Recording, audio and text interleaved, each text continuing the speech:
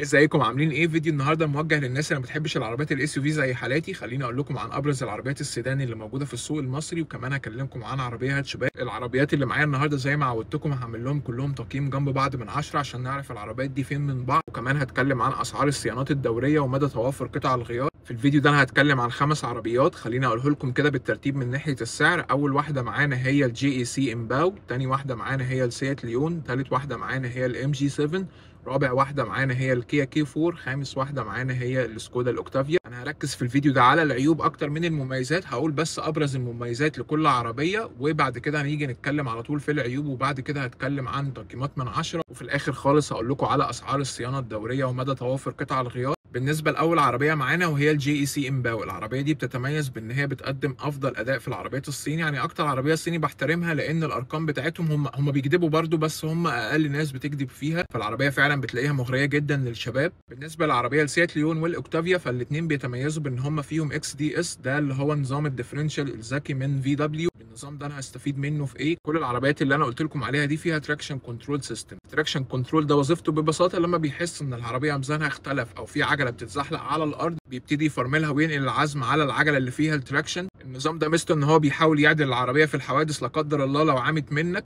اما بقى بالنسبه للاكس دي اس الموجود في عربيات سيات وسكودا وكمان فولكس فاجن بتحطه في عربياتها وعربيات اودي كمان، بيبقى انشط بكتير جدا من التراكشن كنترول العادي، وكمان مش بيتدخل بس ساعه الحوادث عشان يمنعها، لا بيتدخل كمان في الملفات. يعني هو دايما بيبقى فايق اكتر للعربيه، منتبه لكل عجله رايحه فين بالظبط، وبيبتدي يفرمل ويوزع العزم على الناحيه الثانيه، فبتحس ان العربيه داخله الملف وخارجه منه بثقه قوي اكتر من اي عربيه في الفئه دي. وكمان في السواقه الرياضيه بيخلي العربيه رشيقه جدا ونمبل كده وهي بتغير الحارات. لاحظ ان نص العربيه الاخير بيتشد معاك كده وانت بتغير الحارات، الموضوع ده بيبقى احساسه حلو، بيعزز ثقتك في العربيه. بالنسبه للعربيه الام جي 7 فهي اجمل عربيه وسط العربيات دي بدون منازع. العربيه فعلا شكلها حلو جدا، شكل الفوانيس اللي قدام في ابتكار وفي كاركتر كده. الام جي حلوه، هو ناقصهم حاجه واحده بس قلشت منهم هنقولها في العيوب، ولكن العربيه فعلا شكلها على الطريق ملفت، ودايما بتبقى اعلى من بقيه العربيات السيدان، فبتحس ان هي عربيه ملفته جدا. العربيه لو انت ما عندكش عقده الصيني بتلاقي شكلها بالنسبه لك يعني مبهر جدا، وهتفضل تبص عليها كده كل مره وانت داخل تركبها، وهتلاقي دايما الناس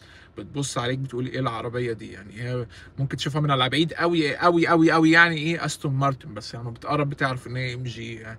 بالنسبه بقى للعربيه الكي 4 هي صراحه تحرق كل العربيات دي كقيمه مقابل سعر. في ناحيه القيمه مقابل السعر هي فعلا افضل واحده فيهم، افضل من الاوكتافيا، افضل من الام جي 7، بتقدم حاجات اكتر بكتير من العربيات التانية بتقدمها. نظام التشغيل بتاع كيا اللي موجود في العربيه دي هو الافضل بدون منازع. يعني انت العربيه فيها مميزات وفيها حاجات حلوه جدا، يعني بس كفايه ميزه ان انت بتدي بس اشاره علشان تغير حاره بتلاقي الكاميرات فتحت معاك في العدادات، الموضوع ده مبهر الصراحه.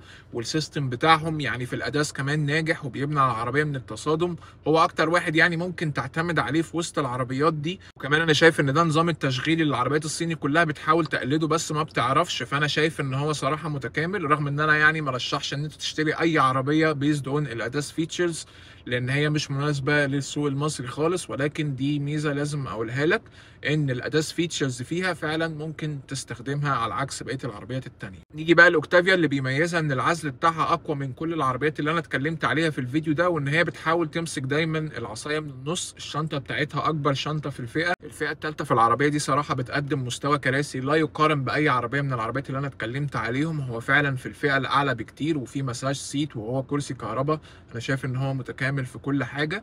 برضو العربيه دي بتتميز ان بينزل فيها فوانيس ماتريكس، دي فيها اعلى تماما من بقيه العربيات. طبعا الاضاءه بقت مهمه جدا في مصر لان معظم طرق السفر ما بقتش منوره، فالعربيه فعلا لما بيبقى فيها فوانيس ماتريكس اضاءتها بتبقى قويه جدا لا تقارن ابدا، يعني بتبقى فيها اعلى بكتير قوي من بقيه العربيات اللي موجوده واللي هتكلم عنها النهارده.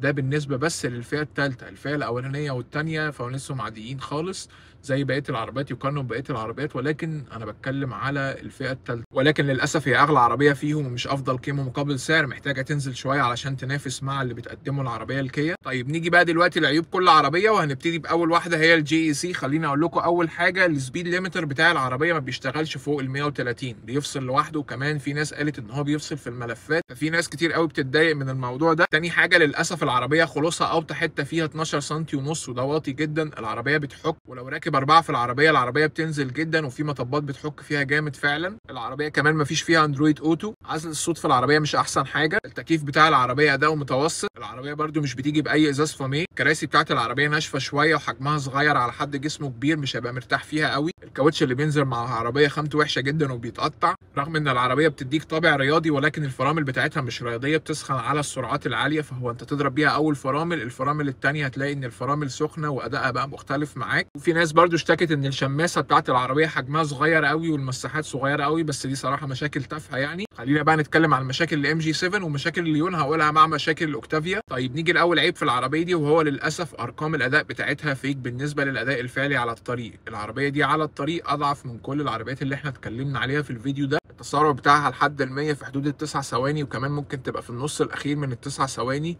الفتيس بتاعها مش فايق احسن حاجه، وبرغم كده كمان استهلاك البنزين فيه عالي. فدي صراحه عيوب انا مش شايفها قليله خالص. طبعا تاني عيب في العربيه ان سقفها بانوراما من غير ستاره، فالموضوع ده صراحه غبي جدا. يعني لو ركنت العربيه في الشمس بتلاقيها صاهده قوي. وكمان السقف البانوراما بيقلل مستوى العزل بتاع العربيه على السرعات العاليه. وكمان العربيه عادتها مش مناسبه للناس الطويله، بتحس ان انت راسك خلاص هتخبط في السقف سواء قاعد في الكرسي اللي ورا او الكرسي اللي قدام. شاشه العداد بتاعه العربيه فعلا غبيه قوي في عرض المعلومات، وفي ناس كتير قوي بتشتكي منها. الحساس الخلفي في العربيه دي بينبهك متاخر، وفي ناس كتير قوي اشتكت من الاداء السيستم بتاع العربيه ما اعتمدش عليه خالص. اخر عيب في العربيه وهو ان الكبوت بتاعها ضعيف، ولكن العيب ده برده موجود في اوكتافيا وموجود في عربيات كتير، لان هم لازم ياخدوا نسبه امان عاليه للمشاه. فالعربيه لو خبطت حد فلازم الكبوت ده بيبقى ضعيف علشان يحميه من الاصابات يعني. فمعظم العربيات بتتجه ان هي تضعف الكبوت بتاعها، فانا مش هعتبرها عيب لان بقيت صاج العربيه صراحه كويس جدا. نيجي برده لعيوب الكيا كيو 4، وخدوا بالكم برده ان العربيه جديده في السوق، فممكن ما اكونش ذكرت لك كل العيوب اللي موجوده فيها. دي بس العيوب اللي ظهرت في الدول اللي العربيه نزلت فيها قبلنا زي مثلا الخليج وكمان كندا. طيب اول حاجه العزل بتاع العربيه مش احسن حاجه، انا شايفه فوق المتوسط بس مش ممتاز. تاني حاجه ده الفئه الاولى فيها فعلا ما يتقارنش، والفتيس الثمان نقلات في الفئه الثانيه والثالثه مش هيبقى بنعومه ونشاط الايسن الثمان نقلات الموجود في عربيات سكودا وسيات. تمام، فتبقى واخد بالك من النقطه دي ان الفتيسين 8 نقلات بس ما يتقارنوش ببعض. فتيس الثمان نقلات اللي في العربيات الفي دبليو انضف شويه واسرع شويه في النقلات، انعم شويه، وكمان في الكيك داون بتاعه بيبقى اسرع بكتير من الفتيس بتاع كيا. تالت عيب انا شايفه في العربيه وهو تصميم الفوانيس. رغم ان هي شكلها حلو وكبيره جدا، اضاءتها فعلا كبيره جدا، ولكن نازله لتحت. العربيه ارتفاعها مش عالي عن الارض، والفوانيس نازله لحد تحت خالص، يعني في مستوى جميع الحاجات بقى، في مستوى الارصفه، في مستوى التكاتك، في الكلام ده. فانا شايف ان الفوانيس دي معرضه ان هي تتخبط بسهوله، خصوصا ان هي موجوده قوي في الكورنر بتاع العربيه، ودي اكتر حته انا شايفها معرضه ان هي تتخبط وتتحك يعني. الكاب هولدر اللي في الكونسوله اللي في النص قدام بتاع العربيه دي بلاستيكه ضعيف جدا، ولو اتكسر، والبلاستيكيه لو اتكسرت ما بتعرفش توقف فيها اي حاجه، يعني اي حاجه هتقع منك. فخدوا بالكم من النقطه دي، لازم تتعامل معاها بحرص. وبرده الناس اللي بره لو غيرت الكاب هولدر، يعني لو التوكيل بيغيرها لك كده كده ضمان، بيغيرها لك بترجع برده تتكسر تاني. فخدوا بالكم من النقطه دي، ان الافتكاسه بتاعتهم يعني في الكاب هولدر دي ما جاتش معاهم صح، ولكن بقيه الخامات في العربيه يعتبر كويسه جدا. الباب الخلفي في العربيه كبير جدا، ولو اطفال بتفتحه وتقفله دايما هتخبطوا في اي حاجه. فعلا الباب عريض وبيخبط في اي حاجه جنبه، فخدوا بالكم برده من النقطه دي. واخر حاجه هو مسند الكراسي اللي في النص ورا عالي قوي، يعني في نفس حجم المساند اللي موجوده على اليمين والشمال. فانا شايف ان الصراحه دي حاجه مش حلوه، بتخلي الرؤيه في المرايه اللي في النص مش موجوده خالص. طيب تعالوا بقى لعيوب الاوكتافيا. اول حاجه بس العيوب اللي انا هقولها دلوقتي دي العيوب اللي كانت موجوده في الموديلات القديمه اللي هي 21 و22، واتشهرت قوي واتعمل عليها سمعه جامده. فللاسف الناس بتفكر ان العيوب دي موجوده في كل موديلات العربيه، ولكن الكلام ده مش صح. فخليني اقول لك ايه هي العيوب اللي موجوده في 21 و22، عشان لو بتشتري برده كسر زيرو وما بتقارن ما بين بقيه العربيات دي.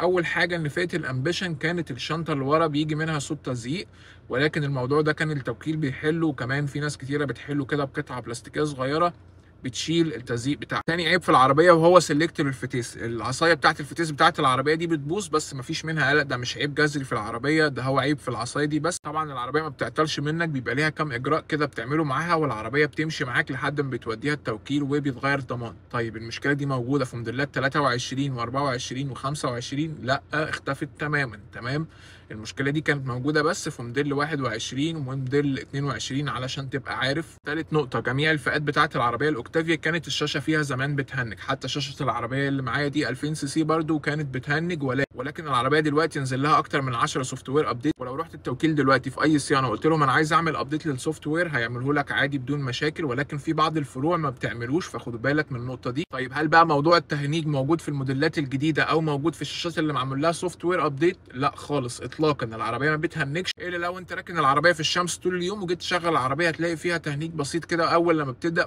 ولكن عيب التهنيج ده موجود في كل العربيات اللي اتكلمنا عليهم ما عدا الكيا كي 4 فقط. تمام، يعني كل العربيات اللي انا اتكلمت عليها في الفيديو برده فيها موضوع التهنيج في الحر. خامس عيب في العربيه وهو الستارت ستوب بوتن والهوايات بتاعه التكييف والدرايف مود. الثلاث حاجات دول العربيه ما بتفتكرهمش اول لما بتبطلها وتشغلها تاني، فانا علشان امشي كل مره لازم اقفل الاوتو ستارت ستوب. الموضوع صراحه مزعج جدا، وبرده العربيه مش بتفتكر الدرايف مود اللي انا عايز امشي عليه. افرض انا عايز امشي على ايكو على طول او عايز امشي على سبورت على طول، وبرده الهوايات بتاعه التكييف لازم اقفلها كل مره لما افتحه، فده عيب مزعج، والعيب ده متشارك مع عربيات سيات وعربيات سكودا. يعني اخر عيب في العربيه وهو موجود في الفئه العاليه خالص اللي هي السبورت لاين. ازاي يعني العربيه ال 2000 سي سي بتنزل بجنطه 18 والعربيه السبورت لاين بتنزل بجنطه 19 اللي هي ال 1400؟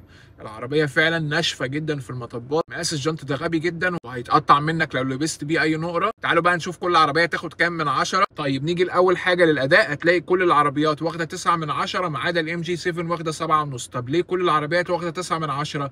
هتلاقي ان الجي اي سي امباو والكيا كي 4 انشط من الصفر لل 100، انشط من العربيه الاوكتافيا كمان، فالاثنين هياخدوا 9 من 10. طيب انا ليه اديت للعربيه الاوكتافيا 9 زيها زيهم بالظبط؟ لان موتور الاوكتافيا بيرجع يلم الفرق بعد ال 100، فتلاقي سرعه العربيه من 100 ل 200 تلاقيها دايما انشط، وده اللي بيميز قوي الموتور بتاع فولكس فاجن. حتى دايما بتلاقيه بيوصل لتوب سبيد عاليه، يعني دايما في الاداء على السرعات العاليه تحس ان موتور السكودا نشيط اكتر، وبرده موتور الجي اي سي امباو بيبقى برده نشيط جدا. يعني الفرق بينهم تلاقي تحت ال 100 الجي اي سي بتطلع، بعد ال 100 هتلاقي الاوكتافيا بتلم الفرق معاها. طبعا العربيتين بيوصلوا لتوب سبيد فعليه عاليه جدا، هتلاقي ان الجي اي سي امباو بتوصل لحد 235 كيلو متر في الساعه، وهتلاقي ان اوكتافيا عربيه 1400 بالحجم ده بتوصل ل 237 كيلو متر في الساعه، ودي ارقام عاليه جدا. بالنسبه للعربيه الكيا كي 4 هي اسرع من الاوكتافيا تحت ال 100 ولكن بتتساوى معاها فوق ال 100، والعربيه ليميتد لحد 208 او 209 كده بالظبط. بالنسبه للعربيه الام جي 7 زي ما قلت لكم هي اضعف شويه من العربيات دي سواء تحت ال 100 او فوق ال 100 برده. نيجي في الثبات العربيات كلها تاخد 9 ما عدا السيات ليون هتاخد 9.5 لان هي عربيه اصغر، فطبعا هتبقى ارشق على الطريق. طيب هتقولي مثلا ليه ما اديتش الكيا كي 4 درجه اعلى؟ علشان فيها مالتي لينك. برده هتلاقي ان العفشه بتاعت الكيا كي 4 راحه ناحيه الراحه، وهتلاقي دايما العفشه الالماني حتى وهي تورشن بيم بتقدم اداء متساوي للعربيات المالتي لينك من الكوري والصين. طيب نيجي بقى لمستوى الراحه. في جي اي سي امباو هتاخد 6.5 من 10، ام جي 7 هتاخد 8.5 من 10، الكيا كي 4 هتاخد 9.5 من 10، والسكودا والليون برده هياخدوا 9 من 10. الفرامل في امباو هتاخد 7 من 10 عشان موضوع السخونيه ده. الفرامل في ام جي 7 هتاخد 7 من 10، في كيا هتاخد 8.5 من 10، في سكودا هتاخد 9، في ليون هتاخد 9.5 عشان الوزن بتاعها اقل شويه. العزل في جي اي سي امباو هياخد 6 من 10، في ام جي 7 هياخد 7، في الكيا كي 4 هياخد 8، في السكودا هياخد 9. تطلع كده درجه كل واحده. بالنسبه للتكييف في جي اي سي امباو ياخد 7 من 10، في ام جي 7 برده ياخد 7 من 10،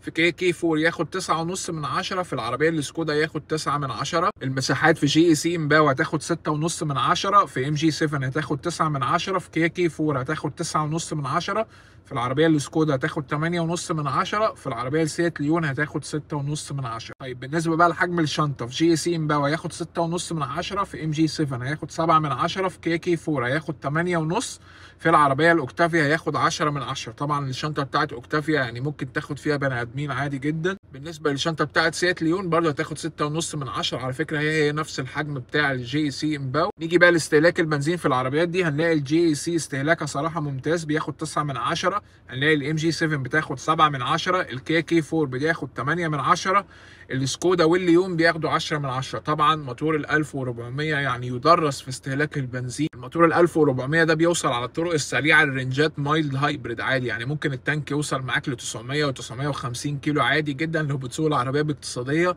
ودي ارقام مستحيل هتشوفها في العربيات الثانيه. نيجي بقى لاخر حاجه وهي الشاشه بتاعه العربيه. هتاخد في الجي سي 7.5 من 10، في الام جي 7 هتاخد 8 من 10، في العربيه الكيا كي 4 هتاخد 10 من 10. اعتراضي بس عليها هو مكان التكييف اللي موجود هنا، ولكن انا شايف ان هو احسن من عربيات كتير. بالنسبه للسكودا والليون هياخدوا 7.5 من 10. طب نيجي بقى لاسعار الصيانات، هتلاقي كل عربيه اسعار الصيانات بتاعتها موجوده على الشاشه، مع ملاحظه ان العربيات السكودا صيانتها غاليه جدا في التوكيل، والتوكيل بتاعها هو اضعف نقطه فيها الصراحه. يعني في صيانه في العربيه اللي هي صيانه ال 100,000 بتوصل ل 40,000 جنيه، وانا شايف ان الرقم ده كبير شويه. بالنسبه لاسعار الصيانات الدوريه بتاعت كيا 4، انا كلمت التوكيل ولكن تقريبا هو لسه ما جهزهاش يعني في جدول مع بعض، ولكن ما تقلقوش اسعار الصيانات بتاعتها رخيصه مش غاليه خالص مقارنه باوكتافيا، يعني هي في نفس رينج العربيات الصيني، فما يتقلقش منها خالص. بالنسبه بقى لتوافر قطع الغيار، العربيه الاوكتافيا والسيات ليون هم الوحيدين اللي هتلاقي لهم قطع غيار بره، بقيه العربيات فعلا صفر. الجي اي سي امباو مستحيل تلاقي لها اي حاجه بره. العربيه الام جي 7 ممكن ننتظر ان الناس بقى تستورد لها قطع الغيار زي ما حصل مع ام جي 6 اول لما نزلت، لان انتشارها اكبر شويه. طبعا الكيا 4 قطع غيارها صفر حتى الان، العربيه لسه بتنزل، فيعني مش قبل سنه سنتين علشان نطمن ان العربيه قطع غيارها موجوده تمام. طبعا هتتعامل مع التوكيل لا قدر الله حصلت اي حاجه. بالنسبه طبعا للعربيه السكودا قطع غيارها متوفره جدا في الحرفيين وموجوده في كل مكان، ولو صينت العربيه بره التوكيل طبعا هتلاقي الصيانات بربع الثمن او بنص الثمن، فدي نقطه تحطها في الحسبان. انا كده خلصت، ولو عجبكم الكلام ده ما تنسوش تعملوا سبسكرايب، واشوفكم ان شاء الله في الفيديوهات الجايه.